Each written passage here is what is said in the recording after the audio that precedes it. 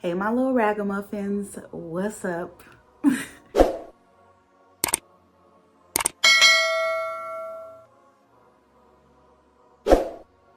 Welcome back. I'm a little tired today. My very special child decided to wake up at 4 a.m. and she never went back to sleep. So, yeah, I really wanted to lay down, watch Love and Marriage Huntsville, get down to the bottom of why Letitia Scott is so damn ditzy. But I told myself, can't stop, won't stop. No bad boy. We not doing that. But once I put these lashes on, I felt real itchy yaya with the marmalade. I felt real crush on you. Okay, I just felt it. So I was like, okay, we can push through. So today, we're gonna be doing a little taste test, testing out these arcs that Macmillan Audio sent me. 2 out of the 6 I already completed. And if you're looking for reviews for those, you can head over to Instagram and check out those 2 reviews. And it was for The Burning and Let the Games Begin. Yeah, so let's get into it. Okay, so let's start with One Big Happy Family. Now let me get into what that's about real quick. So One Big Happy Family is about adult sisters harboring deep, dark secrets, and they come together after their dad passes away. Okay, so let's listen.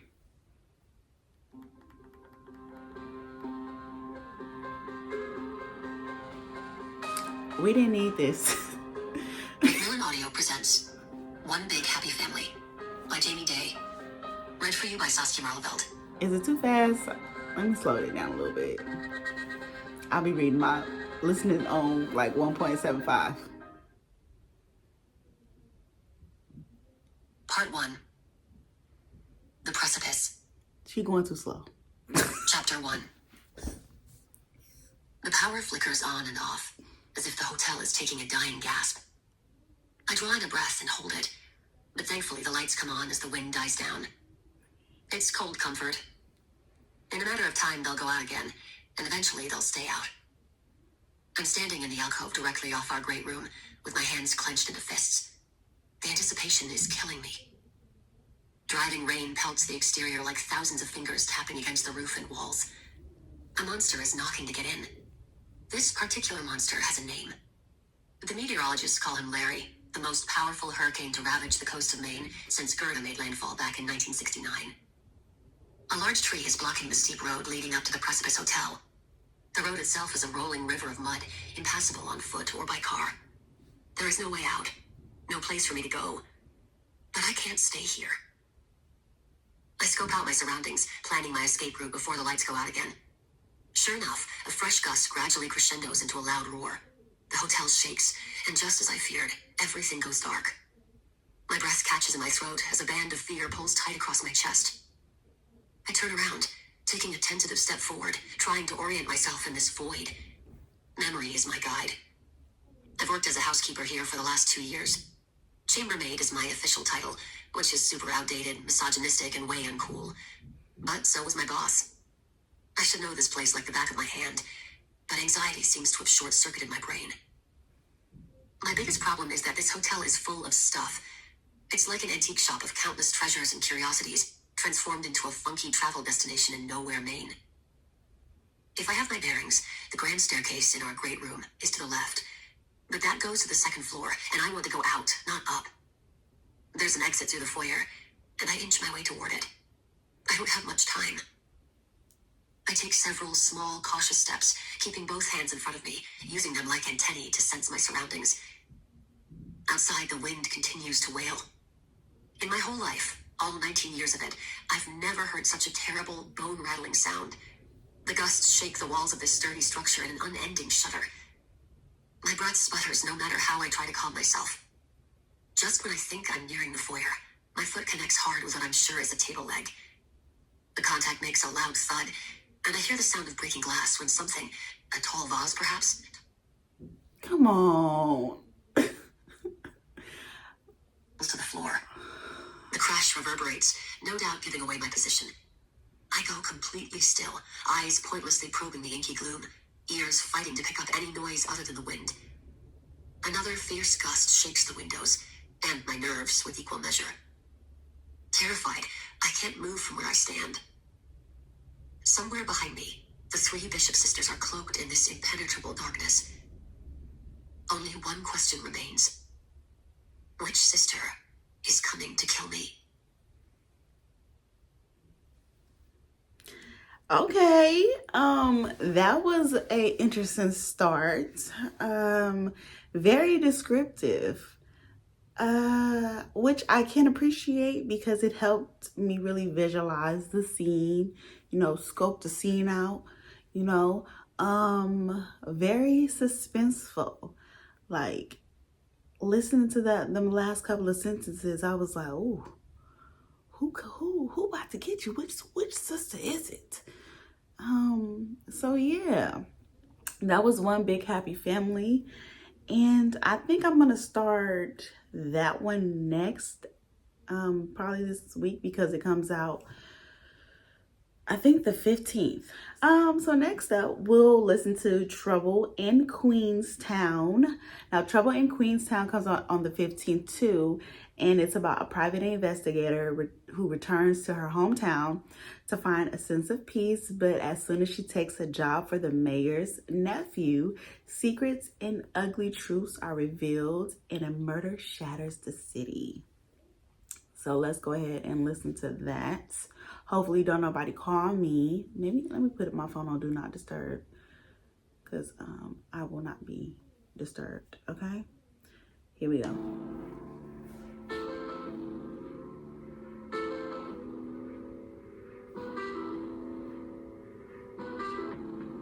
Macmillan Audio presents Trouble in Queenstown by Delia Pitts. Read for you by Bonnie Turpin. Come on, Bonnie. It's a long intro. All right. To my parents, Okay. Helen Lowry Pitts and M. Henry Pitts, who taught me to love reading, writing, and books. This is a work of fiction. All of the characters, organizations, and events portrayed in this novel are either products of the author's imagination or are used fictitiously. Okay. First published in the United States by Okay, baby. Leo's Case. Chapter 1. I was horny. After a week-long dry spell, the itch was nagging again. A pesky throb teasing my gut. I knew just where to go for a scratch. Queenstown men were plentiful and lonely at the King's Cross Tavern, so I quit my office at 10 p.m. to navigate Center Street in search of a fresh one.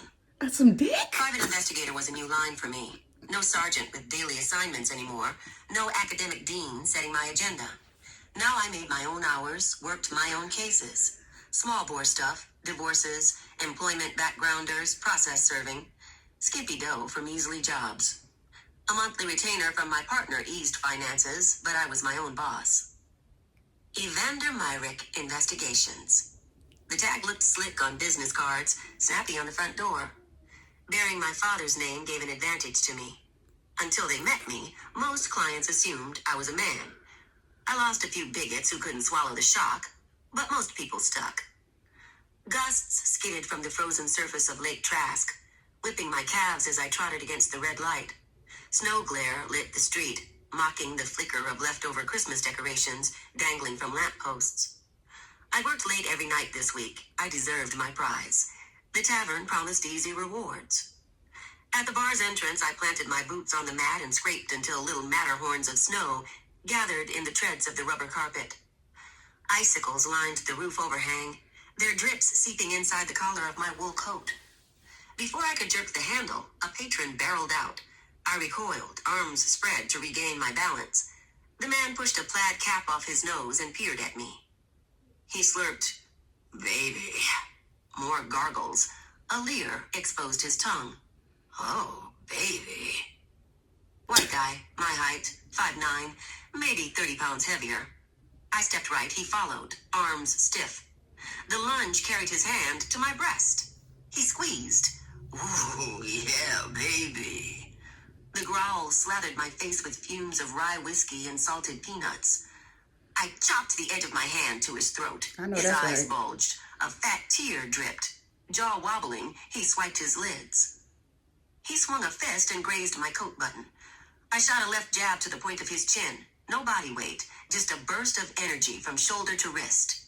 His teeth clicked like castanets as his neck twisted. His head flew sideways, body following. The faceplant was highlight reel worthy. In the gray snow, blood dotted a halo around his cap. I tramped his shoulder with my boot. No groans or twitches. That's I didn't want him to smother. Stomp his Of course ass I out. did. But January was for new beginnings, so I grabbed his jacket collar and pulled him to a sitting position.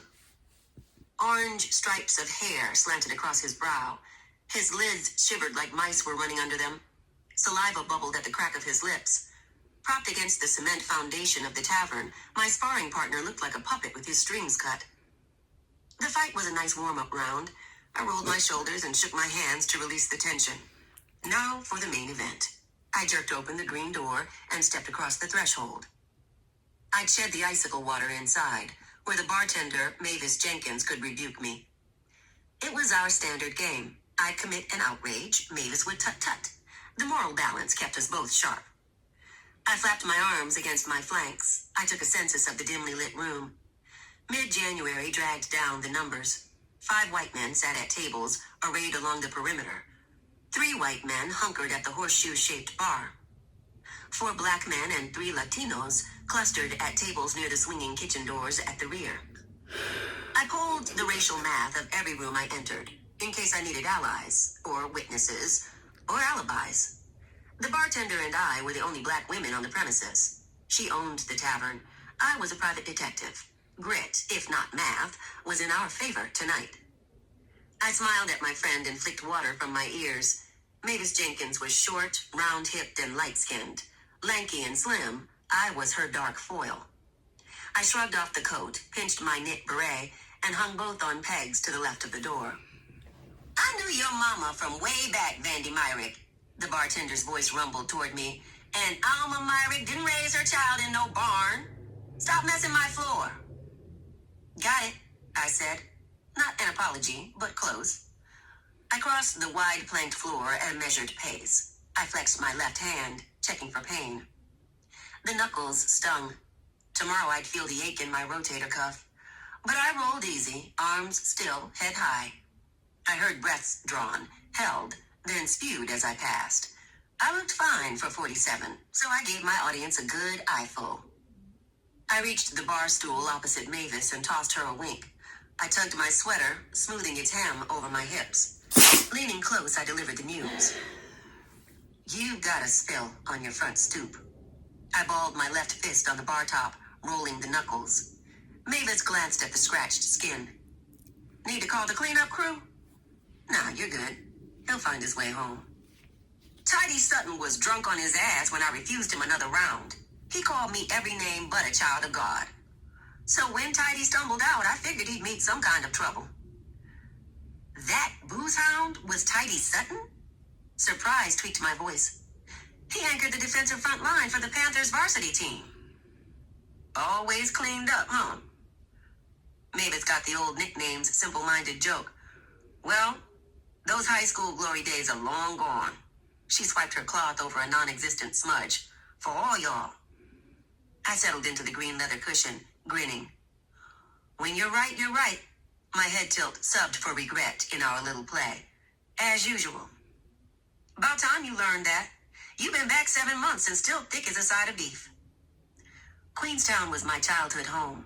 Land of skinned knees, jerry curls, and Coke bottle eyeglasses. Science contests and track meets. Fried perms and prom snubs. After Q High, I'd escaped to Temple University in Philadelphia. 7 months ago, I'd returned in pain. When I left at 17, I couldn't sneak into the tavern. I'd had to find boys and booze elsewhere. Since returning, I'd made up for 30 years of lost opportunities. I watched Mavis rummage below the counter. She retrieved an aluminum bowl filled with lemons and limes, a paring knife, and a bamboo slab. Under her pale fingers, the fruit fell into neat quarters. And about time you showed up this evening. This was Thursday. I'd already hit the bar Monday and Tuesday this week, so the gap was negligible. But I played along. You missed me? I'm flattered. Don't be. Narrowed eyes didn't screen her amused glint. I got a new job for you. Big bucks this time. What's up? I always wanted fresh clients. I didn't need to place my order. Mavis knew the drill. Simple syrup spiced with finely ground black pepper, a shot of lemon juice, 3 ice cubes, club soda. A swipe of lime around the rim and a sliver of celery plopped into the drink completed the work.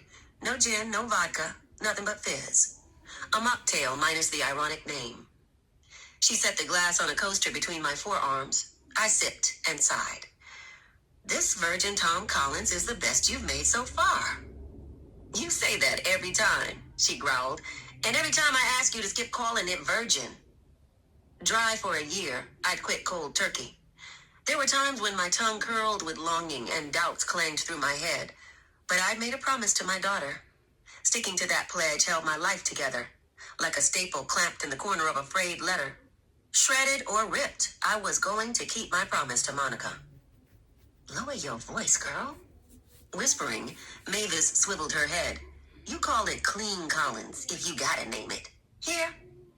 I glanced around the bar, antenna up for disturbance. 2 of the black men guffawed when the third slapped their table. The Latinos passed a cell phone between them, pointing at a photo. At the far end of the counter, a white man in a trucker cap raised his glass for a refill. No one paid attention to my conversation with Mavis. As she skated to replenish her customer's order, I tipped my glass until ice struck teeth. When Mavis took her spot in front of me, I asked, "What's this new job you got for me?" "Big time connections," she said. "Large cash, right up your private eye alley. I got you a date with Leo Hanna, Prince of Queenstown." Lights in the tavern shimmered as I swiveled on my stool. I knew the name. Hanna was a big deal. What could he want with me? Okay. That was very slow. But normally when stories start off slow, it gets better towards the end. So I won't go too hard. The first sentence kind of was like, "Oh, this is what we doing?" But and I like a little nasty. But I feel like some of that stuff could have been left out. Yeah, it was starting to drag. Yeah. So what y'all think about that one? Let me know in the comments. Moving on. Okay, so next we have a memoir. And it's called A Well-Trained Wife, and that comes out on August 5th. And it's about Tia, who is a Christian wife, and is struggling in an abusive relationship and trying to decide if she should continue on with the facade of this perfect marriage in front of their Christian friends and family, or if she should escape the life and take her children with her. So let's listen to that. Hopefully the first chapter ain't as long as that last thing we listened to. So let's see. Prologue. This was my fault. I chased him up the stairs. At the top of the landing, I caught his right sleeve. When he spun around, his forearm cuffed my cheek. The force knocked me to the wood floor, shocked and dizzy. The bedroom door slammed behind him. Like a wounded reptile, I crawled over the threshold and lay on the cold vinyl, kicking the door shut. Out of breath, I remembered. The death of our family happened in so many layers. I couldn't cry anymore, even though my cheekbone throbbed. I let the cold concrete of reality settle in my blood. Alan was right. I was a shit wife, a shit housekeeper, and a shit mother. All along, I thought I was protecting the kids, shielding them from realities behind closed doors, sacrificing to maintain a 2-parent Christian home, making hard, better choices for their faith, family, and education than I made for myself, trying to safeguard them from pain. But they saw. That was obvious now.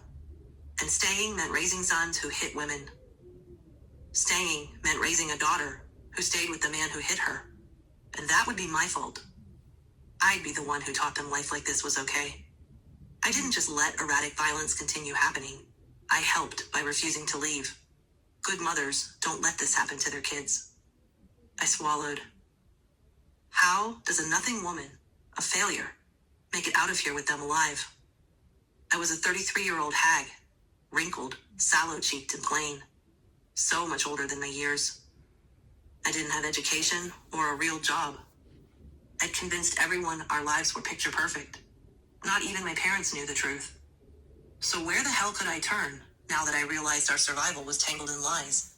How could I mother and support 4 children alone? What if something happened to them while I tried? And the pets?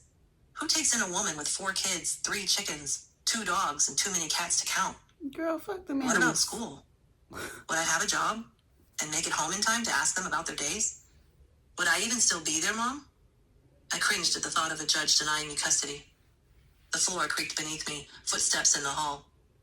I held my breath and watched the crack beneath the door. When the sounds descended the stairs, I exhaled. Our church had moved us to Lutherville in the Cumberland Mountains a year ago, to a 100-year-old home we called the Blue House. Lutherville was named for Martin Luther, the greatest reformer of them all. Lutherville had 2 stoplights, a courthouse, a pizza joint, and a Hardee's. An old coal town in a line of coal towns, an hour from Knoxville. Almost idyllic on the outside, the Blue House had a wide front porch, white columns, and a white picket fence. A stately red maple tree shaded the front yard, and a steep hill rose behind it. Across the street was an old country church with a dignified steeple and wooden stairs. Our corner looked like a photo for a jigsaw puzzle, a charming image of life out in the country. But no one knew the secrets inside. Alan screamed every night at demons in the walls. He clutched at my neck as often as he tore his hair, seeing those fiery red eyes. He swore he'd kill me, or he'd take the kids, forever. Finally, I begged him to see a doctor. I called him unwell, too afraid to call it insanity. The church called Alan's demons spiritual warfare. Seeing demons pointed to spiritual truth, not illness. Alan didn't need medicine. I needed correction. They told me to submit more, go to church more. And anyway, Alan refused doctors. That settled that. And I was supposed to turn the other cheek. Divorce wasn't allowed any more than doctors. Now my long hair hid the scars resulting from my vows to love, honor, and obey. Till death do us part could mean by his hand. But who cared? I curled onto my side, hugging my knees to my chest. Here's what I knew for sure. The church sanctioned my suffering. They were on his side. The churches didn't care about our safety as long as the threat was from inside our home. Because based on what I'd been taught, it was possible some of the men I turned to did this to their wives as well. Before every submissive woman I knew stood a patriarch who learned to hold the line. No one wanted their secrets exposed. When your cup runneth over, sometimes it's not with blessing. Sometimes your cup's full of crap. As much as I wanted to be a woman who found comfort in her faith, my faith continued to hurt me and hold me here. This airlessness was more than my marriage. It was more than my fault. More than his, even. He needed help, too. So I grounded myself in time. Today is Sunday, October 28th, 2007. Like a reflex, I counted the good. My baby's faces. The years. Changing leaves and new teeth smiles. The sound of Katie's laugh. My boys with flowers from the yard. The flow of milk. Sounding out words, the colors of crayons. Fresh bread. Lullabies by moonlight. A layer of snow. The scent of their heads. The way they looked at me with such love and trust when I took their picture. The hush of a house at midnight. The moon and stars as I rocked in the chair and watched everyone sleep. Could I risk all that? In birth, the midwives said the only way out is through. I swallowed and braced myself. Today, it hit me when he hit me, blood shaking in my brain. Maybe there wasn't a savior coming. Maybe it was up to me to save me. There was only one way out of here. I pushed my hands flat to the floor and rose to get the kids. That is so sad. Knowing that this is a memoir, that really adds a level of urgency in the storyline, you know, like, and it made me really feel bad for Miss Tia. And she talk about wrinkled skin at 33. Girl, I'm 34. And if you think 33 is old and wrinkly, we got a problem. But then again, different. I'm worried about the wrong stuff, huh? And yeah, I was gonna say, then again, you know, different tones age differently. So but yeah, what y'all think about that one? That one was sad. That one was that one was a little sad. Girl, forget them damn animals. You better go on about your life, do what you gotta do. So I'm looking forward to seeing how that ends. I'm seeing some relief in the end, some redemption, some freedom in her future. So we'll see how that goes. I don't know. Should I do the burning and let the games begin, since I already read that? I mean, the video is long enough, huh? Okay, let's do one more. Macmillan gave me Hip Hop History by Questlove, just because they didn't ask me to review it, but they were just like, here's another one. So yeah. Instantly, I felt a twinge of regret Okay. of having said yeah. Wait a minute now. We won't do that, because this chapter say this chapter say 51 minutes long. We not doing that. So I feel like if I had to rank them as far as like which one seems more interesting to read first, The Well-Trained Wife, I think that is like the most interesting one out of the three. And then One Big Happy Family, and then Trouble in Queenstown. But they're all different genres, so I mean, it's kind of like hard to rank, but which one sound the most interesting to you? Yeah. Anyways, I hope you liked this video, y'all. If you didn't like it, I won't do it again.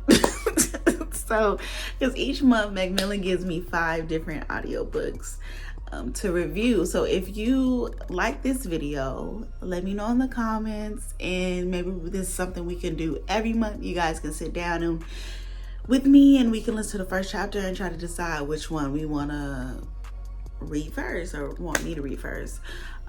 So yeah, I hope you guys are having an amazing day. Don't let anybody ruin your day, and if they do, nuck if you buck. Okay? All right, bye, little ragamuffins. I will see you guys next week. Make sure you're following me on TikTok and Instagram, and check out my post in the community tab here on my page, and also my shorts, because I'm uploading more of those things over here as well. Okay? All right. Bye.